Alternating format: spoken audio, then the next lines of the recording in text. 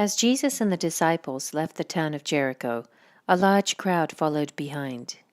2 blind men were sitting beside the road. When they heard that Jesus was coming that way, they began shouting, "Lord, Son of David, have mercy on us." "Be quiet," the crowd yelled at them. But they only shouted louder, "Lord, Son of David, have mercy on us."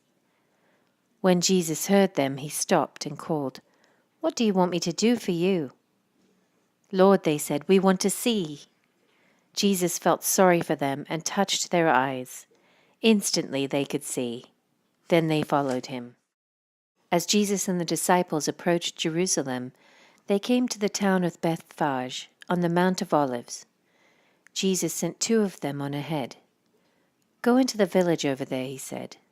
"As soon as you enter it, you will see a donkey tied there with its colt beside it. Untie them and bring them to me. If anyone asks what you are doing, just say the Lord needs them, and he will immediately let you take them." This took place to fulfill the prophecy that said, "Tell the people of Israel, look, your king is coming to you. He is humble, riding on a donkey's colt." The 2 disciples did as Jesus commanded.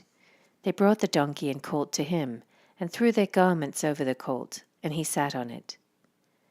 Most of the crowd spread their garments on the road ahead of him, and others cut branches from the trees and spread them on the road. Jesus was in the center of the procession, and the people all around him were shouting, "Praise God for the Son of David!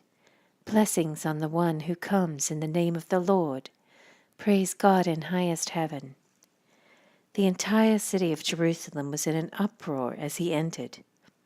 "Who is this?" they asked, and the crowds replied, "It's Jesus, the prophet from Nazareth in Galilee." Jesus entered the temple and began to drive out all the people buying and selling animals for sacrifice. He knocked over the tables of the money changers and the chairs of those selling doves. He said to them, "The scriptures declare my temple will be called the house of prayer, but you have turned it into a den of thieves." The blind and the lame came to him in the temple, and he healed them. The leading priests and the teachers of religious law saw those wonderful miracles and heard even the children in the temple shouting, "Praise God for the Son of David." But the leaders were indignant. They asked Jesus, "Do you hear what these children are saying?" "Yes," Jesus replied.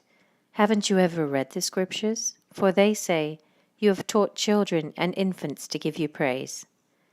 Then he returned to Bethany, where he stayed overnight. In the morning, as Jesus was returning to Jerusalem, he was hungry, and he noticed a fig tree beside the road.